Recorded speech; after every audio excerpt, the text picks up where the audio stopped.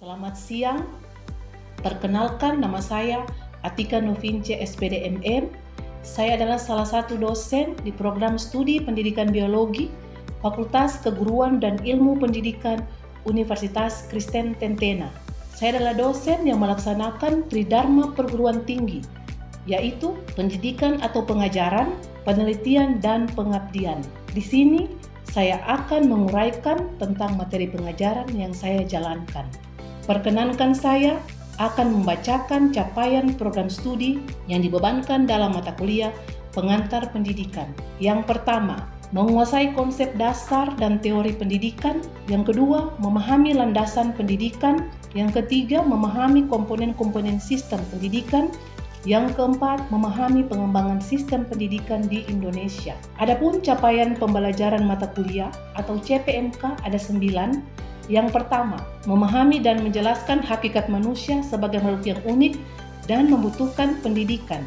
Yang kedua, memahami unsur-unsur pendidikan yang meliputi peserta didik, pendidik, tujuan, materi, metode, media, evaluasi, dan lingkungan pendidikan. Yang ketiga, memahami berbagai aliran dalam pendidikan seperti esensialisme, perennialisme, progresivisme, dan rekonstruksionisme. Yang keempat, memahami landasan-landasan pendidikan termasuk landasan filosofis, sosiologis, psikologis, dan historis. Yang kelima, memahami asas-asas pendidikan yang meliputi among-among, ing ngarso sung tulada, ing madya mangun karsa, dan tuturi handayani. Yang keenam, memahami komponen-komponen sistem pendidikan seperti kurikulum, tenaga kependidikan, sarana prasarana, dan pembiayaan pendidikan. Yang ketujuh, memahami bagaimana sistem pendidikan di Indonesia dikembangkan dan diimplementasikan. Yang kedelapan, mampu mengaplikasikan konsep-konsep pendidikan dalam konteks pembelajaran di kelas. Yang kesembilan, memiliki wawasan yang luas tentang dunia pendidikan dan mampu berpikir kritis terhadap berbagai isu pendidikan. Adapun deskripsi singkat mata kuliah pengantar pendidikan yaitu mata kuliah pengantar pendidikan memberikan landasan teoritis dan konsep dasar tentang pendidikan. Mata kuliah ini memperkenalkan hakikat manusia dan pendidikan, berbagai landasan pendidikan, serta lingkungan pendidikan dan implikasinya. Selain itu, mata kuliah ini juga membahas sejarah pendidikan, aliran-aliran pendidikan, dan permasalahan pendidikan yang relevan. Adapun penilaian yang diterapkan pada mata kuliah pengantar pendidikan yaitu yang pertama kehadiran 10%, kemudian tugas-tugas 20%, tes tengah semester 30%, dan tes akhir semester 40%. Selanjutnya, kita akan menyaksikan video pembelajaran singkat yang akan saya bawakan seperti berikut ini. Terima kasih. Oke, selamat siang semuanya. Siang. Sampai kita berjumpa lagi. Ini semester 1 ya. Ya, semester 1 ini berarti yang baru. Ya, sebelum kita perkenalan, Ibu mau perkenalkan diri dulu. Nama Ibu Atika Novince SPD MM. Ibu salah satu dosen di program studi pendidikan biologi ya.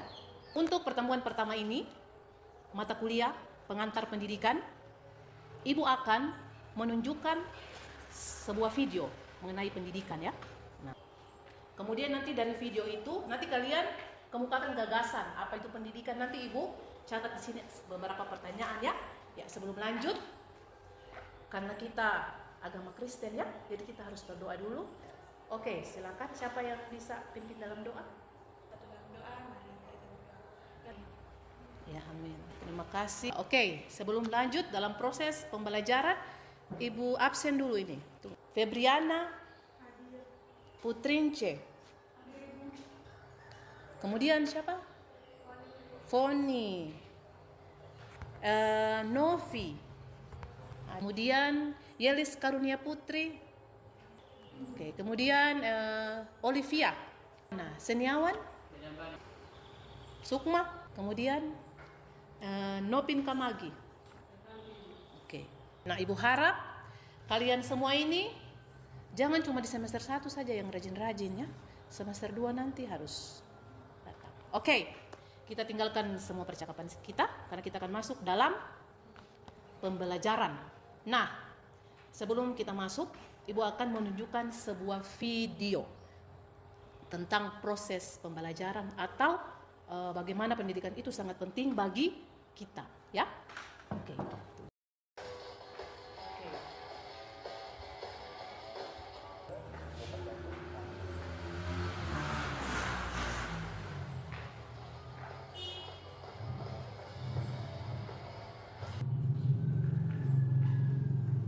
Oke. Kalian sudah simak videonya tadi? Sudah? Semua? Sebelum kita lanjut, Ibu akan memberi pertanyaan dari video tadi ya.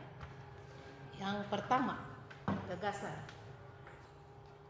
Apa itu pendidikan? Dari sebuah video tadi akan muncul gagasan, karena kamu sudah simak. Akan muncul gagasan yang pertama itu poinnya, apa itu pendidikan?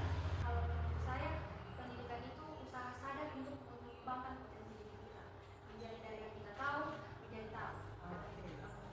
Usaha sadar ya? Usaha sadar. Berarti yang pertama tidak ditahu, atau tidak ditahu. Contohnya seperti apa? Contohnya, apalagi kalau sama jurusan biologi itu, kita banyak belajar tentang manusia, hewan, dan tumbuhan. Mulai dari kalau untuk manusia, contoh kalau untuk organ-organ tubuh yang saya tidak tahu, misalnya ginjal, fungsinya untuk apa? Dari kita belajar maka kita akan tahu ginjal itu fungsinya untuk apa. Menurut saya, pendidikan itu adalah sebuah bekal kita untuk masa depan. Karena ketika kita tidak menginjak pendidikan, orang akan memandang kita ini rendah karena kita tidak mengajar melakukan pendidikan atau melakukan pembelajaran.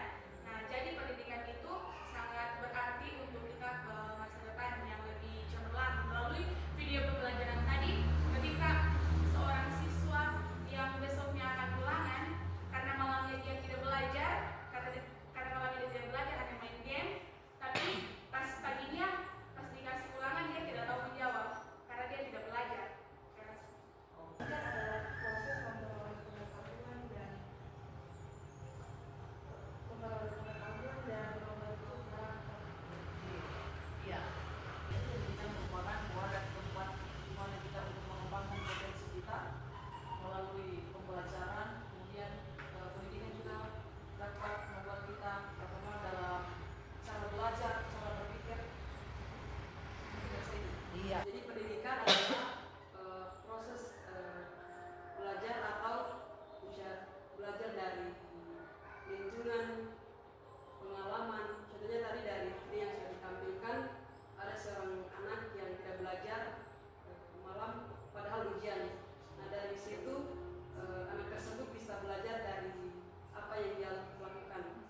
Jadi itu yang pendidikan juga dinamakan mencari pengalaman. Jadi itu menjadi pengalaman bagi anak tersebut.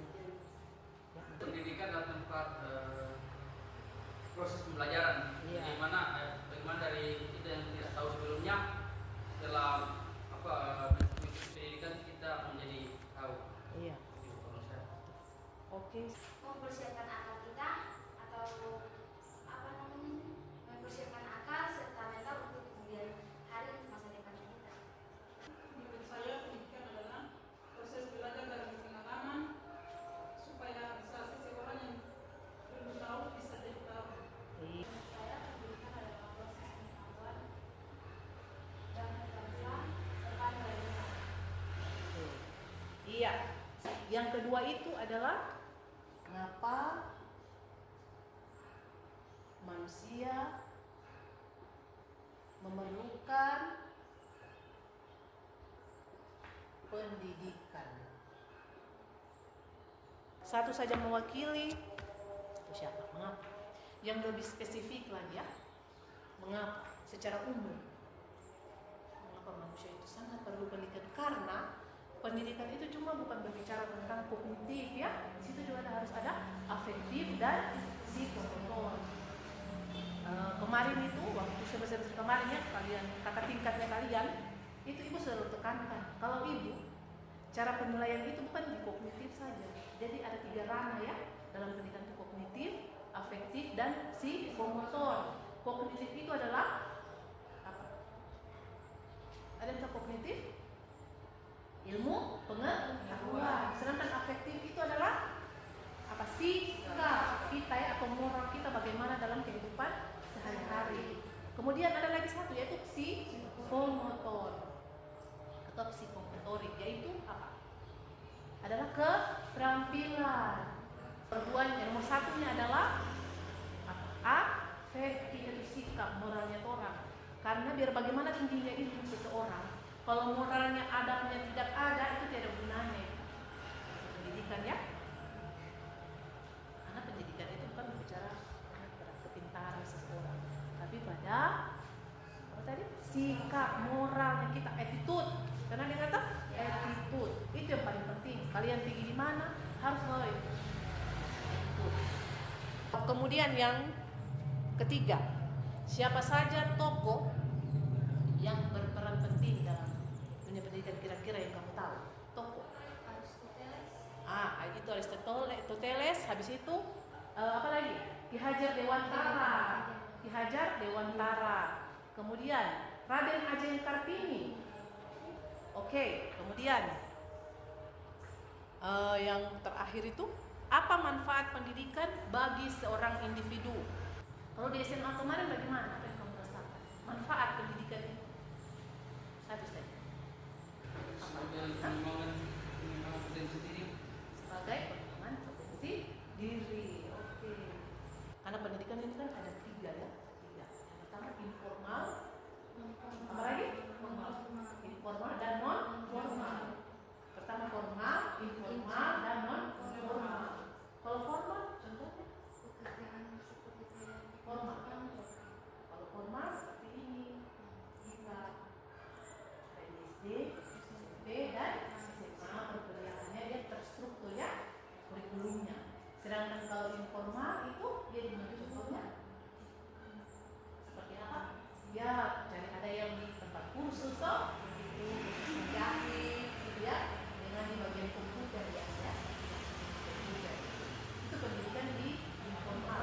Kalau non formal itu pendidikan di mana kita dapat? Di rumah dan masyarakat kan? Masyarakat itu. Kita masuk pada slide. Itu ada mata kuliah pengantar pendidikan. Next, pengertian pendidikan ya. Pendidikan adalah suatu proses pelatihan dan pengajaran, terutama diperuntukkan kepada anak-anak dan remaja, baik di sekolah-sekolah maupun di kampus-kampus, dengan tujuan memberikan pengetahuan dan mengembangkan keterampilan-keterampilan. Yang pertama, sebuah proses yaitu berupa pelatihan dan pengajaran. Nah, ini tadi sebuah proses pelatihan dan pengajaran itu, contohnya tadi seperti kalau di non formal ya, tadi pelatihannya seperti kursus komputer, kursus menjahit itu contohnya. Secara konseptual, pengertian pendidikan juga didefinisikan secara beragam oleh pakar-pakar pendidikan yang berbeda dari masa ke masa. Berikut di antaranya. Yang pertama ini ada Plato ya. Silakan dibaca. Menurut Plato, silakan.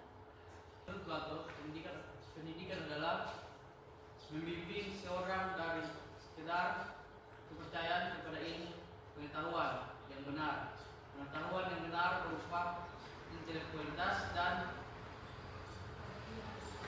kemudian pendidikan yang sejati adalah universal dan abadi, seperti layaknya kebenaran seseorang manusia dikatakan berpendidikan jika perilakunya mencerminkan konsep-konsep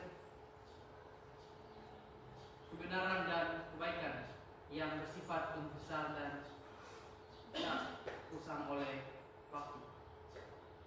Pada masa Plato, pendidikan sangat dianjurkan untuk para negarawan dan pemimpin. Pendidikan yang hanya diperuntukkan bagi kaum laki-laki. Pendidikan untuk kaum perempuan hanya dilakukan di rumah untuk membekali mereka pengetahuan tentang urusan rumah tangga, bukan untuk mengembangkan intelektualitas Tujuan pendidikan adalah mendidik murid untuk menjadi warga negara yang demokratis, baik di dalam politik, militer maupun masyarakat. Iya, oke. Nah, Ibu ambil yang alinea kedua ya. Pada zaman Plato, pendidikan bukanlah suatu kewajiban. Bukanlah suatu kewajiban berarti ya menurut Plato ini ya. Tapi pendidikan juga hanya diperuntukkan bagi kaum laki-laki. Sedangkan untuk kaum perempuan itu hanya dilakukan di rumah. Berarti itu pengertian pendidikan dari Plato ya. Kemudian yang kedua, Aristoteles. Aristoteles berpendapat bahwa pendidikan adalah alat untuk membantu manusia mencapai kesempurnaan dan kebahagiaan. Menurut Aristoteles, kebahagiaan adalah puncak kebaikan, di mana kebahagiaan merupakan tujuan utama tiap kehidupan manusia. Aristoteles ini kalau mengikuti era zaman modern nanti masuk akal ya. Bagusnya pendidikan itu kan menjamin kebahagiaan seseorang kan. Kalau orang sukses dapat kerjaan, berarti orang bisa membahagiakan diri sendiri dan orang tua. Kemudian next, Locke menganggap otak anak selayaknya batu tulis kosong yang bisa ditulisi apapun oleh gurunya melalui pendidikan. Anak-anak dipandang sebagai manusia dewasa yang belum sempurna, yang membutuhkan pertolongan seorang guru untuk mengentaskannya dari ketidaktahuan. Oke. Bagaimana kalau menurut kalian itu? Karena kalau menurut ibu sih, orang ini kan juga sudah dikasih ada otak ya dari Tuhan toh. Tidak juga maksudnya bagaimana yang bilang kosong tidak, cuma maksudnya harus terus belajar asah, harus diasah. Kalau di sini dikatakan kosong ya. Kalau lihat batu, pernah lihat batu kan? Batu itu memang dilihat tidak ada betul apa-apa isinya di dalam tuh, itu diumpamakan oleh John Locke. Kalau kayak otaknya orang manusia memang pertama memang ada orang tahu apa mungkin sih, tapi itu orang sudah diberikan otak akal budi toh. Jadi kalau menurut kalian kurang setuju dengan pendapat ini atau bagaimana di era zaman sekarang kita? Kalau menurut saya itu kayak macam tidak, kalau di era zaman sekarang tidak masuk, dan itu soalnya kalau untuk sedangkan ibu hamil saja anak yang di dalam perut soalnya dia masih sekolah. Ya. Jadi kalau untuk batu tulis kosong itu kayak tidak terlalu masuk akal. Ya, kurang ini dah. Yang lain bagaimana? Kalau menurut saya itu sudah betul, karena anak-anak itu kan masih polos Ya. dan belum belum ada pengalaman dalam pendidikan. Jadi pendidikan yang dimaksud John itu menurut saya ya anak-anak itu selayaknya buat tulis kosong. Ya, tidak apa-apa, semua punya pendapat loh. Itu. Berarti pendapatnya ibu dengan Olivia beda, dan pendapatnya Yelis dan siapa? Seniawan juga sama. Gitu ya. Bagaimana yang lain? Karena kalau Locke menganggap otak anak selayaknya batu tulis kosong yang bisa ditulis apapun oleh gurunya melalui pendidikan. Berarti anggapannya ini orang anak-anak itu berpikiran masih kosong, tapi kan adanya gurunya yang mengajar, jadi otaknya itu sudah dipenuhi dengan gurunya karena melalui pendidikan. Pendidikan ya. Oke. Kemudian ada Pestalozzi. Mendidik adalah membantu natur atau potensi bawaan manusia ya.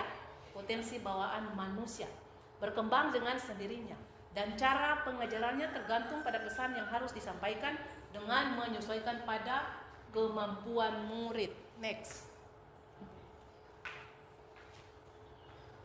Friedrich Froebel. Menurut Froebel, pendidikan harus membimbing dan membina manusia untuk menemukan kejelasan yang berhubungan dengan dirinya dan yang ada pada dirinya. Oke. Froebel menganggap anak didik ibarat biji yang ditanam di kebunnya, biji itu akan tumbuh dan berkembang secara perlahan. Yang lain, bagaimana? Setuju itu? Setuju. Oke, setuju semua ya. Oke, berarti hampir sama dengan bilang tadi, ibarat batu ya. Kalau dia ibarat biji yang ditanam ya, cara petani. Ini lanjut. John Dewey. Silakan John Dewey baca. Bisa? John Dewey. Dijelaskan oleh Dewey bahwa pendidikan adalah sebuah kebutuhan hidup dan fungsi sosial yang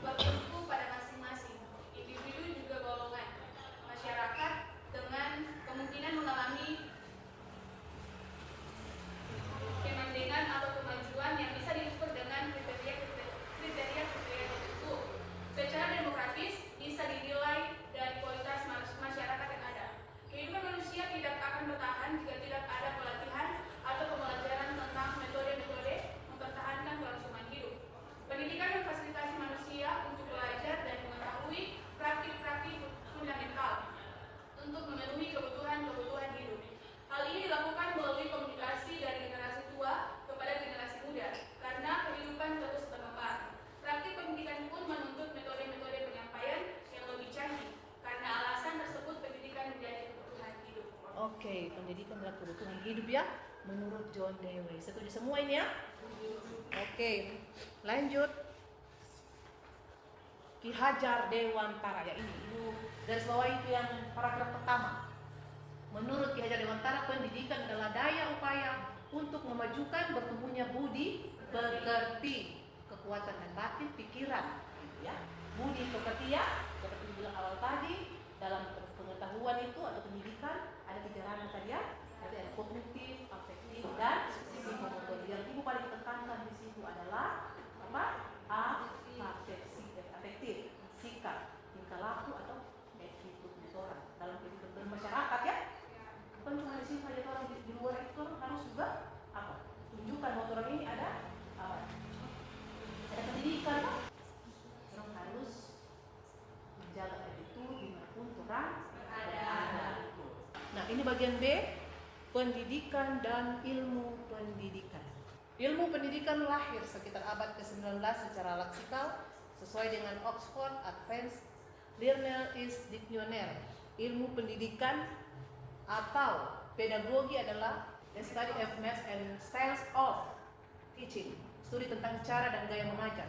Pengertian tersebut sejalan dengan Hasbullah 2015 yang mengartikan ilmu pendidikan sebagai ilmu pengetahuan yang membicarakan masalah-masalah yang berhubungan dengan pendidikan ya, termasuk di fungsi pendidikan. Menurut Tirta Harja dan Lasulo menyebutkan beberapa fungsi pendidikan, yaitu transformasi budaya, pembentukan pribadi, penyiapan warga negara, penyiapan tenaga kerja. Kemudian yang bagian B, budaya non material. Yang C, lembaga sosial. Kemudian D, sistem kepercayaan seperti cara beribadah dan cara merayakan hari-hari besar keagamaan. Bagian E, estetika seperti musik, dongeng dan drama. Kemudian yang F, bahasa seperti bahasa daerah dan bahasa nasional ya ini. Bahasa daerahnya orang di sini apa semua yang ada? Bahasa Pamona yang di mana? Sulawesi Tengah. Bahasa apa? Bahasa Muri. Bahasa Jawa. Bahasa Muri, bahasa Jawa, bahasa Poso. Kalau bahasa apa? Bahasa Rampi ada juga ya. Jadi jangan diabaikan juga itu bahasanya itu orang ya. Bahasa apa? Kalau bahasa nasional itu orang harus tahu, tapi jangan dilupakan. Itu orang dari mana, asal orang, bahasa. Kalau dari Papua ada kan bahasanya kan? Ada. Jadi kamu biar di sini, biar ada di Tentena ini tetap juga pakai bahasa itu hari-hari. Apalagi kalau baku Papua ini dengan Putri, tetap harus ada ya. Komunikasi. Toh? Oke, ya, orang lanjut ya. Tadi budaya sudah, kemudian yang kedua itu pembentukan pribadi. Sudah tahu tadi toh? Dari pengetahuan, sikap dan keterampilan. Kemudian penyiapan warga negara. Negara berkewajiban untuk memberikan pendidikan kepada warganya. Hal ini dilakukan demi untuk mencerdaskan kehidupan bangsa, memajukan kesejahteraan umum, melaksanakan ketertiban dunia, dan menegakkan perdamaian dan keadilan sosial. Ini undang-undang dasar ya. Kemudian masing-masing berbunyi sebagai berikut. Yang pertama itu setiap warga negara berhak mendapatkan pendidikan ya. Sudah paham semua ini toh? Ya. Kita harus semua layak mendapatkan pendidikan. Kemudian yang kedua, setiap warga negara wajib mengikuti pendidikan dasar dan pemerintah wajib membiayainya ya. Oke, kemudian next, pemerintah mengusahakan dan menyelenggarakan satu sistem pendidikan nasional yang meningkatkan keimanan dan ketakwaan serta akhlak mulia dalam rangka mencerdaskan kehidupan bangsa yang diatur dengan undang-undang. Kemudian yang keempat, negara memprioritaskan anggaran pendidikan sekurang-kurangnya 20% dari anggaran pendapatan dan belanja negara serta dari anggaran pendapatan dan belanja daerah untuk memenuhi kebutuhan penyelenggaraan pendidikan nasional. Karena tanpa biaya ini pendidikan tidak akan berjalan sesuai dengan yang diharapkan. Tidak akan maju pendidikan tanpa biaya anggaran ya dari pemerintah pusat. Oke, kemudian pemerintah memajukan ilmu, pengetahuan, dan teknologi dengan menjunjung tinggi nilai-nilai agama dan persatuan bangsa untuk kemajuan peradaban serta kesejahteraan umat manusia. Next, penyiapan tenaga kerja. Melalui pengajaran dan pelatihan, pendidikan membantu dan membina peserta didik untuk mengembangkan keterampilan dan keahlian yang akan mereka butuhkan dalam dunia kerja. Dengan kata lain, pendidikan menyiapkan peserta didik untuk menjadi tenaga kerja siap pakai melalui pengajaran dan pelatihan untuk mempertajam keahlian dan keterampilan mereka dalam satu pekerjaan. Ya, tujuan pendidikan. Yang pertama itu ada kognitif ya. Kognitif dengan tujuan akhir kecerdasan dan pengetahuan. Kemudian afektif dengan tujuan akhir kepribadian dan akhlak mulia. Itu sudah jelaskan tadi ya di awal. Kemudian yang ketiga, psikomotorik dengan tujuan akhir keterampilan untuk hidup mandiri, mengikuti pendidikan lebih lanjut, hingga menemukan dan mengembangkan serta menerapkan ilmu, teknologi, dan seni yang bermanfaat bagi manusia. Oke, lanjut. Komponen-komponen dalam pendidikan. Yang pertama peserta didik, kemudian ada pendidik, kemudian ada interaksi edukatif. Di situ ada tujuan pendidikan, tujuan nasional, tujuan institusional dengan tujuan kurikuler dan tujuan instruksional. Kemudian masuk pada materi pendidikan yang kelima ya.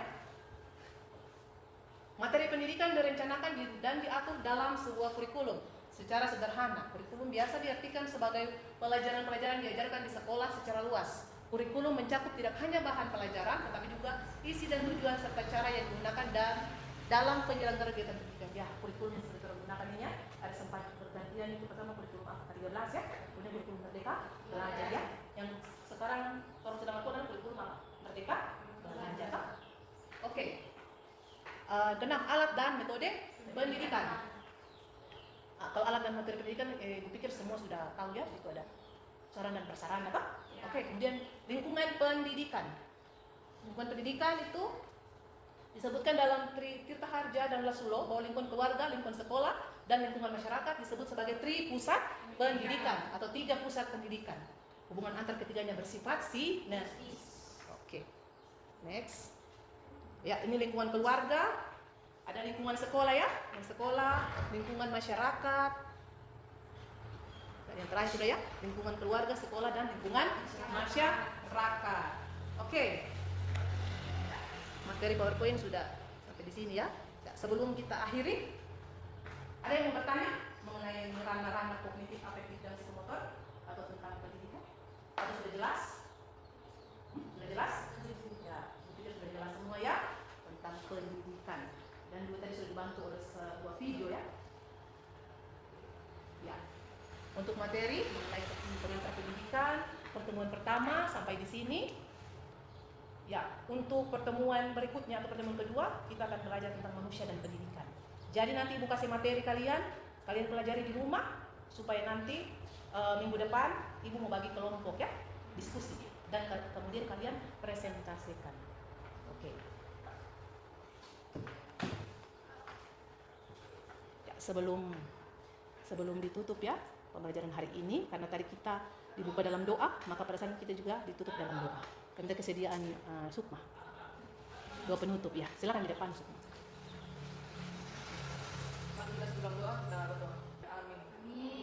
Amin. Terima kasih Sukma. Oke. Pertemuan kita sampai di sini untuk pertemuan pertama. Ibu harap untuk kedepannya kalian harus rajin-rajin masuk. Yang tidak masuk itu nanti bisa berhadapan dengan Ibu ya. Oke, sampai jumpa minggu depan. Selamat siang dan terima kasih. Terima kasih, Bu.